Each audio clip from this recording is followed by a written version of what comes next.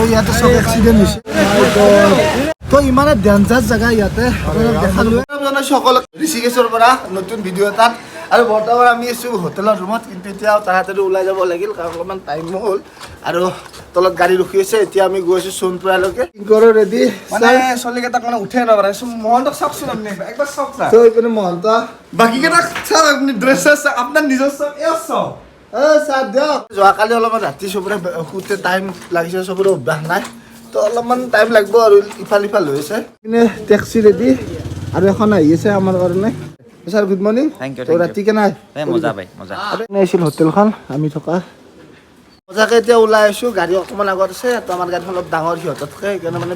এইটো গলিৰে সোমাব নোৱাৰে তো এতিয়া আমি ওলাই অকণমান আগলৈ গৈ আছো আৰু কিবা এটা খাই লওঁ কাৰণ কিবা এটা খালে মানে ফ্ৰেছনেছটো আহিব আৰু কিবা এটা খালে মানে আমি যাত্ৰাটো মানে সুকলমে কৰিব পাৰিম তো কিবা এটা খাই লওঁ এনেকৈ ঘোঁৰা চোৰা এইবোৰ থাকিবই আপোনালোকে ঋষিকেশৰ পৰাই মানে কি ঘোঁৰা বা খচ্চৰ এনেকুৱা বস্তুবোৰ ইয়াৰ পৰাই দেখিব আৰু ইয়াতে ৰাতিপুৱাৰ পৰা পৰঠা পাই থাকিব আৰু পৰঠাবোৰ অকণমান বেলেগ ধৰণৰ চাওকচোন এতিয়া স্কুৱাৰ টাইপৰ পৰঠা আমি বৰ্তমান পৰঠা নাখাওঁ বাৰু আমি চাহ তাহ খাম খাই কিনে ওলাই দিম অকণমান আগত কিবা এটা খাই ল'ম আপোনালোকে এটা কথা কৈ দিওঁ যে যিদিনা আপোনালোকে ইয়াৰ পৰা বিহুণ্ডলৈকে যাব আমাৰ ঋষিকেশৰ পৰা তো সেইদিনা আপোনালোকে যিকোনো সৰু টেক্সি এখন বুকিং কৰিব কিন্তু টেক্সিখনৰ লগত এনেকুৱাকৈ মানে ডিল কৰিব যে অহা যোৱা একেলগে কৰি ল'ব আৰু যদি মানে এক্সট্ৰা কৰি দিয়ে তেতিয়াহ'লে মানে কি হয় পইচাটো বেছি পৰি যায় মোটামুটি 14ৰ পৰা 16 ভিতৰত আপোনালোকে আপ ডাউনটো হৈ যাব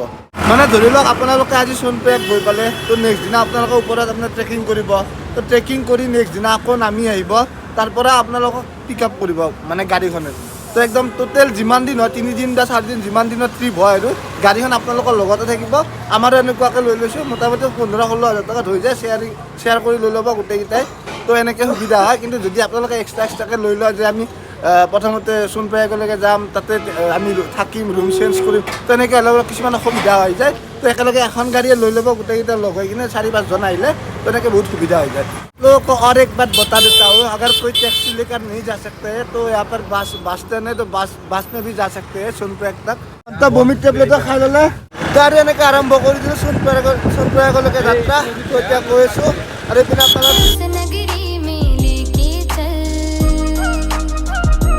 আৰু এইটো হৈছে চং নদী মানে একদম ঋষিকেশৰ একদম টাউনৰ কাষতে আছে তো কেদাৰদাৰ গাড়ীত উঠি আমি কেদাৰনাথ গৈ আছোঁ মানে কি ড্ৰাইভাৰজনৰ নামো কেদাৰ মোটামুটি 12 কিলোমিটাৰ অহাৰ পিছত গম পালোঁ যে আগত লেণ্ডশ্লাইড হৈছে গাড়ীবোৰ চব ৰখাই দিছে কিন্তু আমি এটা বেলেগ ৰাস্তাদি যাই আছোঁ এতিয়া সেইটো ৰাস্তাই নাযাওঁ আৰু ঋষিকেশৰ পৰা আপোনালোকে আহিলে মানে কি বাছত নাহিব কাৰণ ইয়াতে লেণ্ডশ্লাইড হৈ থাকে তো সৰু গাড়ীত আহিব সৰু গাড়ীত আহিলে মানে কি সৰু সুৰা লেণ্ডশ্লাইডত যাব পাৰি আৰু কেদাৰনাথলৈকে আছে ইয়াৰ পৰা 230 কিলোমিটাৰ তো ইয়াৰ পৰা বৰ্তমান যাত্ৰাটো আমাৰ আৰম্ভ এনেকৈ লেণ্ডশ্লাইড হৈ থাকে তো সৰু লেণ্ডশ্লাইড আমি ৰাস্তাত পাই থাকিম বাবাক চিন্তি আমি গৈ আছোঁ আগবাঢ়ি তো হৰ হৰ মহাদেৱ আৰু এনেকৈ ৰাস্তাত সৰু শিল পাই থাকিব আপোনাৰ লেণ্ডশ্লাইডৰ শিলবোৰ তো ৰাস্তাৰ মাজতে এনেকৈ পৰি থাকে আৰু এইটো হৈছে গংগা নদী আৰু গংগা নদীত এইখন দলঙৰ তলেৰে গৈ কিনে তাত লগ লাগিছে অলপ আগত জয় ho shankara অলপ দূৰ আহি কিনে আমি গম পালোঁ যে ৰাস্তা আৰু লেণ্ডশ্লাইড হৈছে আগত তো ইয়াতে আমি ৰখি দিব লাগিব চাহ তাহ খাই লওঁ আৰু এইপিনে চাওক গোটেই গাড়ী তেতিয়ালৈ ৰাস্তাটো ক্লিয়াৰ নহয় তেতিয়ালৈ মানে কোনো ইয়াৰ পৰা যাব নোৱাৰে তো ৰাস্তাতে এনেকৈ অলপ বুজি থাকিব লাগিব তাৰপিছতে আমি আকৌ যাত্ৰা আৰম্ভ কৰিব পাৰিম আপোনালোকক এটা ভিউ দেখাই আছোঁ এইখিনি জেগাৰ মানে মজা লাগিছে আহি jai ho shankara adidev shankara পালোঁ যে ইয়াতে যোৱাকালিৰ পৰা পুৰা লেণ্ডশ্লাইড হৈছে তো আৰু 2 ঘণ্টামান টাইম লাগিব সেইখিনিৰ ভিতৰত মানে কি আমি কিবা মেগী চেগি খাই লওঁ আৰু এইখনত বেলেগ দোকান নাই অকল মেগীৰে দোকান আছে এখনেই দোকান আপোনালোকে যদি কেদাৰনাথ দৰ্শনৰ কাৰণে আহে তেতিয়াহ'লে আপোনালোকে টাইমটো অলপ চাই ল'ব কাৰণ এইটো টাইমত অকণমান মানে প্ৰব্লেম হৈ যায় তো আপোনাৰ ছেপ্টেম্বৰ অক্টোবৰ বা জুন জুলাই মাহত আহিলে বেছি বেটাৰ কাৰণ আমাৰ এইটো টাইমত আহে কাৰণে বৰ্তমান এনেকুৱা পৰিস্থিতি এটা হৈছে লেণ্ডশ্লাইড হৈছে যোৱাকালি ৰাতি 7টা বজাৰ পৰা মানে সন্ধিয়া 7টা বজাৰ পৰা তো এতিয়া আমি আৰু চাগে 2-3 ঘণ্টা এনেকৈ ৰখিব লাগিব হৰ হৰ মহাদেৱক চিন্তি গৈ আছোঁ আগুৱাই তো ৰাস্তাৰ মাজতে পাহাৰখন গোটেই বাগৰি পৰিছে আৰু অলৰেডি আমি 5-6 ঘণ্টা মানে এনেকৈ ফচি আছোঁ আৰু মোটামুটি 3-4 ঘণ্টা লাগিব এনেকুৱা বৰ্তমান ভয়ংকৰ লেণ্ডশ্লাইড হৈ আছে এইবোৰ গোটেই লেণ্ডশ্লাইড তো ৰাস্তা অলপ আগতে ঠিক কৰিছে তো এতিয়া গৈছোঁ এনেকৈ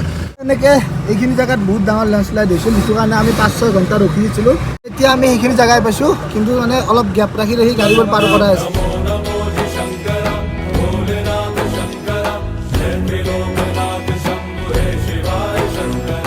ঘণ্টামানৰ মূৰত আহি পালোঁ এটা জেগা মানে টাইমটো দেৰি হৈ গ'ল 2টা বাজিল তো কিবা এটা খাই লওঁ কিন্তু এটা বস্তু মই বিৰাট ভাল লাগিছে যদিও আমি লেণ্ডশ্লাইড পাইছোঁ অলপমান ৰখিব লগা হৈছে কিন্তু যিমানে আমি ওপৰলৈ উঠি গৈ আছোঁ সিমানে বহুত ধুনীয়া নেচাৰেল ভিউ এটা পাই আছোঁ যিমানে ওপৰত যাই আছোঁ সিমানে ভাল লাগি আছে আৰু হোটেলৰ পিছপিনে আহিলোঁ তো এনেকুৱা ভিউ মানে আপুনি য'তে কি নৰখক কিয় ৰাস্তাটোত মানে এইপিনে অলকানন্দা নদীটো পাব পাহাৰখন পাব নেচাৰেল ধুনীয়া ভিউ এটা পাব এনেকৈ আহি গ'ল আমাৰ খানা কিবা থালি বুলি মানে এই ৰুটি এনেকৈ দিব এই ৰুটি নহয় जहाँ शिव बसे हैं बर्फ के संग मुझे उस नगरी में लेके चल